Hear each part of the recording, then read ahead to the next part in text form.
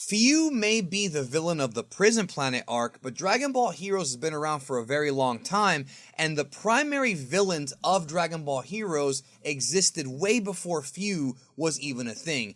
In fact, they kind of existed before Dragon Ball Heroes was even a thing. That is to say, the battle in Dragon Ball Heroes began with the MMORPG from Korea, Dragon Ball Online, and really everything began with the arrival of Mira and Towa, which would end up, of course, being the primary antagonists of Dragon Ball Heroes and later Dragon Ball Xenoverse. Now, this group would go by many names: the Time Breakers, the Pale Man's Army, the Dark Demon Realm Army, the Dark Makai Army, and now the Dark Empire. So on this video, I'm going to tell you the story of the Dark Empire, the primary villains of Dragon Ball Heroes, and their battle with the Time Patrol in a war that's not going to end anytime soon. This video is sponsored by a game I've been playing for a few months now and I'm still getting enjoyment out of, and that is Honkai Impact 3rd. Click the link down below in the description and download to your mobile device this 3D beat-em-up RPG, absolutely free, and let off some steam by kicking the crap out of monsters and enemies from several different stages as the story unfolds. And thankfully, this game is very frequently updated. In fact, there's a brand new update now featuring new battle suits for Sakura and Teresa, but that's not all. The main storyline of the game is updated now with a brand new chapter, Chapter 6, Babylon's Prisoner. So there's always going to be new things being added all the time. So download it, try it out for free, and I hope you enjoy. Now, I should let you know right off the hop that in this video, I'm not going to go in depth on Mira, Towa, or Demigra because I'm planning separate videos on those characters because they're way too big and way too impactful, and their influence stretches way beyond Dragon Ball Heroes. I want to focus on just the ones that Dragon Ball Heroes popularized. And they all have very interesting backstories, and I've discussed a little bit of this in my Demons Explained video, so you may want to check that video out for a little bit more information on this. So essentially, the Time Breakers, Mira and Towa, began everything with the goal of gathering dark energy to break the seal of the Demon Realm. And with the seal being broken, they can flood the entire universe or even the multiverse with demonic entities and have it under their control. That's their primary goal. Now, like I said, there's a lot of backstory here because the Time Breakers in Dragon Ball Online, the MMORPG that came out before Heroes, had a lot of different affiliations and different sort of subgroups that would work with them that were also villains, like the Red Pants Army, the Dark Namekians, things like that, which I'm not going to get into because that's Dragon Ball Online, not Heroes, but these concepts are ideas that I feel will be visited at some point, or at least they could be. I want to focus mostly on the more recent stuff that Heroes introduced, and that is, of course, the rise of Mechakabura and the Dark Empire. Now, we recently found out that even though Mira and Towa as the Time Breakers were indeed trouble, they're just a small section of the grander Dark Empire, which is ruled by Mechakabura. Now, Mechakabura's name is, of course, a pun, just like Bibbidi Bobbidi Boo from Cinderella, where, Mechakabura, Bibbidi Bobbidi Boo. You remember that song? Anyways, it's been a long time since I've seen that movie, but that's where Toriyama got the idea from. So, in many ways, this old man is kind of the lead evil entity, the lead villain of Dragon Ball Heroes. He's kind of like the big mastermind, the Emperor Palpatine, so to speak, of the Dark Empire. I mean, there's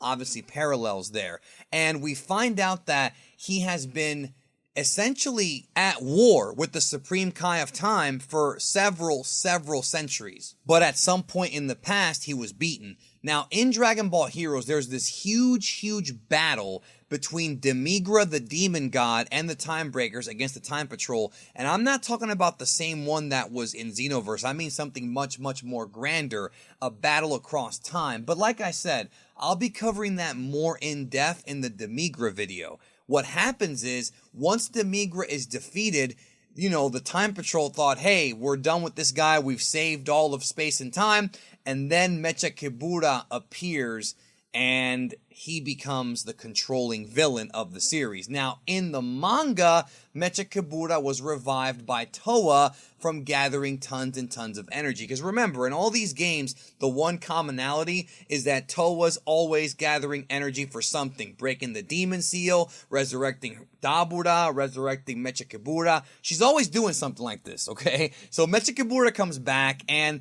the first thing he tries to do is use the Dark Dragon Balls to regain his youth, just like Demon King Piccolo did, and of course Lord Slug did in his movie, to get revenge on the Supreme Kai of Time. So he wants those Dark Dragon Balls, and I've already done a video covering the Dark Dragon Balls, so that's a good little companion piece to this video so that you learn more about what they actually do. Now, Mechakabura actually succeeds in regaining his youth by summoning the Dark Shenron from the Dark Dragon Balls. But what ends up happening is, in a very desperate move, the Supreme Kai of Time uses all of her powers of time to seal herself, Mechakabura, and the Demon Realm, the entire Demon Realm, in a limbo sort of space, this limbo realm called the Time Labyrinth. And I know what some of you guys are thinking right now.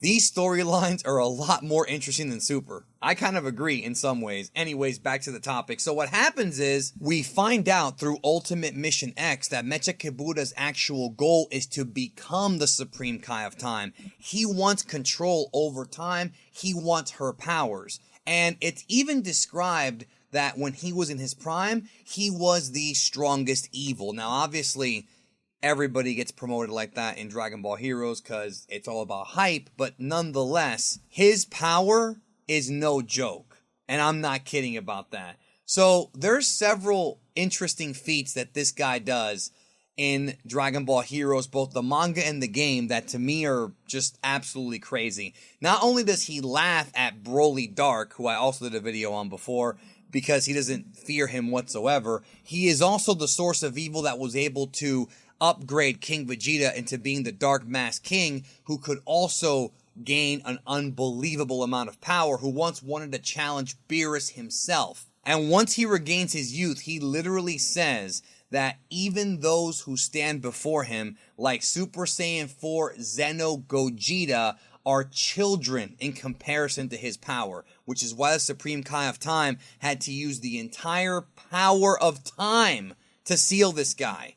Now, as of this video, we have not seen him since, but knowing Dragon Ball Heroes and the way it does things, I'm sure he'll be back eventually. But besides Mechakabura and the characters that you already know, like Dabura and Demigra and all these other characters, Mira, Towa, there are other demonic gods that work with the Dark Empire under Mechakabura that are exclusive to Dragon Ball Heroes. And many of these characters aren't necessarily physically strong, even though some are, but they are in fact very dangerous and powerful wizards who may not be able to compete in fisticuffs with Goku in them in every case, but in some cases are very scary. And of course, in classic Toriyama fashion, they're all named after food. So the two main sorcerers whom you could consider the right and left hand, figuratively speaking of course, of Mechakabura are Gravy and Poutine. Of course, those of you who are Canadian know exactly what we're talking about when it comes to Gravy and Poutine. Look it up if you don't.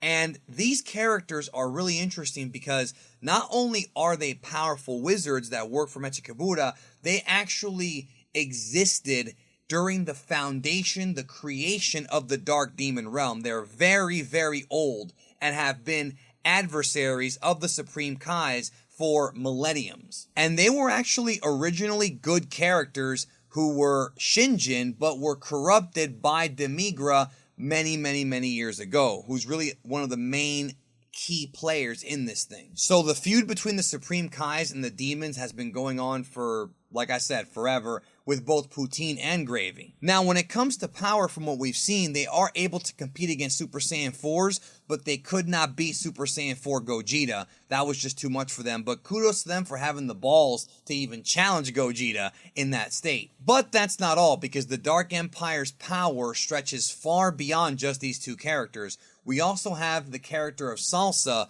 who is Mechakabura's, I guess you can say, servant, who is always taking orders from his master. Now, as far as Salsa's power goes, he's not quite as powerful as Poutine and Gravy, but we do know that he's at least more powerful than Majin Buu. But if you want to talk about power, what is scarier than a demon god? What about a death god? Let's talk about Shroom. Now, Shroom, or Majin Shroom, whatever you want to call him, is essentially the Grim Reaper of the Dark Empire. And he is much more rebellious than any of his compadres, but he also has abilities that nobody else has. Except for maybe Towa and Mechakabura himself. He has the ability to actually materialize soldiers to help him fight in battle, which is something that might sound great and actually is pretty great when you think about it, but it really doesn't do that well against the really tough opponents that he's able to go against. But in the Dragon Ball Heroes manga, he does face off against not only Janemba, but also Gogeta Zeno, and fights pretty evenly against Gogeta. In fact, the reason why they even had to fuse to make Gogeta is because Shroom has the ability to also suck out your soul, and thus lowering your power, and thus Goku and Vegeta had to fuse, which is absolutely nuts. In the manga, he was also able to square off against Super Saiyan 4 Goku Zeno relatively well, even though Goku Zeno was kind of beaten up. Still, that to me says something, even though, to be brutally honest with you, the next time that we see Shroom, he's over here competing with just Goten, not even Gotenks, Goten, and that seems a lot less impressive than what he could do previously. Another high-ranking member of the Dark Empire is what's known as Kyakuman, Great Devilman. Now, as far as I know, Great Devilman and Devilman from Dragon Ball are not the same character. Totally different characters. It's not just the old Devilman upgraded, but he's joined by the twins Shun Shun and Haru Haru. They're not really that important, but I figure I'd put them in here just for the hell of it so that you know who they are. But they are takeoffs of the Majin race, the one that's actually made up of Buu's, kind. But they're evil, of course. And in addition to these guys, don't forget that they've also got the Destruction Kings, the modern Majins like Janemba and whatnot, plus the characters that wear the Timebreaker masks like King Vegeta and Bardock and Dark Broly, who get tons and tons of power upgrades. So the Dark Empire is and probably forever will be the primary villains of Dragon Ball Heroes, and I hope that now you know more about them. Thanks so much for watching the video. I hope you enjoyed it, and I'll be sure to cover more of this stuff in detail in the future. I love you all. Have a great day. I'll talk to you soon.